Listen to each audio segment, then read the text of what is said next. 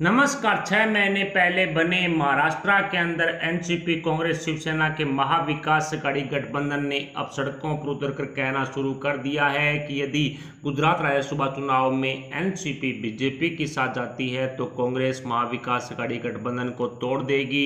ऐसे में उद्धव ठाकरे की सीएम कुर्सी पर शरद पवार का ग्रहण भी लग चुका है और अब कांग्रेस का ग्रहण भी लग चुका है, क्योंकि कांग्रेस कभी नहीं चाहेगी कि गुजरात के अंदर बीजेपी को एनसीपी सपोर्ट करे। बीजेपी को चाहने वाला एक वोट एनसीपी की तरफ से मिले ताकि राज्यसभा में जो बीजेपी 3 सीटों पर कब्जा कर ले।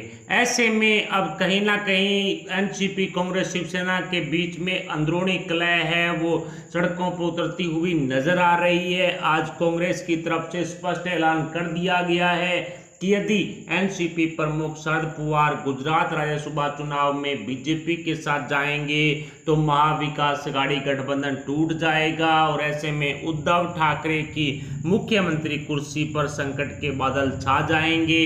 उद्धव ठाकरे को अपने पद से इस्तीफा देना पड़ेगा। उद्धव ठाकरे हिंदुत्व के सिद्धांतों को छोड़कर मुस्लिमकरण की कांग्रेस नीति को अपनाने के लिए कांग्रेस और एनसीपी के साथ गए थे, लेकिन शिवसेना प्रमुख उद्धव ठाकरे इस काम को पूरा नहीं कर पाए। उससे पहले ही महाविकास अघाड़ी गठबंधन के टूटने की खबरें अब सड़कों पर आम हो चुकी है और बताया जा रहा है कि राहुल गांधी शिवसेना के साथ सरकार बनाने में बिल्कुल भी सहमत नहीं है और ताजपोशी के चलते राहुल गांधी का यही फैसला है कि उद्धव ठाकरे की मुख्यमंत्री की गद्दी को गिरा दिया जाए। और दूसरी तरफ राज्यसभा चुनावों को लेकर के कांग्रेस में जो आपसी घमासान मचा था वो अब कहीं ना कहीं महाविकास अघाड़ी गठबंधन पर भी प्रभाव डालता हुआ नजर आ रहा है। यदि एनसीपी प्रमुख शरद पवार अपना एक वोट गुजरात में बीजेपी के साथ जाते हैं तो निश्चित है कि ये महाविकास अघाड़ी गठबंधन टूट जाएगा और देवेंद्र फडणवीस एक बार दोबारा महाराष्ट्र के मुख्यमंत्री बनेंगे, क्योंकि एनसीपी प्रमुख शरद पवार अब बीजेपी के साथ जाते हुए कतई ही शर्म नहीं करेंगे। एनसीपी प्रमुख शरद पवार बीजेपी के साथ जाएंगे तो उन्हें कई फायदे होंगे।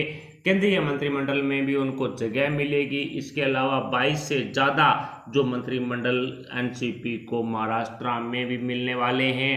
19 जून को गुजरात में राज्यसभा चुनाव होने वाला है और उसी चुनाव पर डिपेंड करेगा कि उद्धव ठाकरे अब आगे मुख्यमंत्री रहेंगे या फिर जो सिर्फ और सिर्फ एमएलसी के सदस्य ही रहेंगे।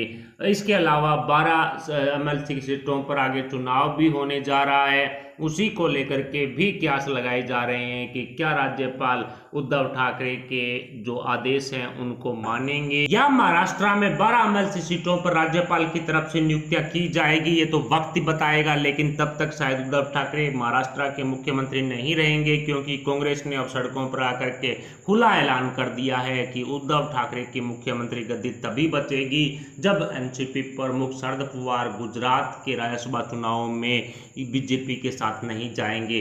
यदि एनसीपी प्रमुख शरद पवार बीजेपी के साथ जाएंगे तो निश्चित है कि महाविकास अघाड़ी गठबंधन टूटेगा और ऐसे में उद्धव ठाकरे अब महाविकास अघाड़ी गठबंधन के मुख्यमंत्री नहीं रहेंगे। उद्धव ठाकरे को अपने पद से इस्तीफा देना पड़ेगा। 19 जून को निश्चित है कि उद्धव ठाकरे की सीएम कुर्सी को लेकर के अंतिम फैसला होने जा रहा है। इससे स्पष्ट है कि उद्धव ठाकरे अब कहीं ना कहीं मुख्यमंत्री गद्दी को छोड़ते हुए नजर आ रहे हैं। फिलहाल इस खबर पर आप अपने विचार में कमेंट बॉक्स में बता सकते हैं। साथ ही वीडियो को लाइक कर हमारे चैनल को सब्सक्राइब जरूर कर लें। अभी इतना मिलते हैं अगले अपडेट के साथ, तब तक के लिए जय हिंद जय भारत।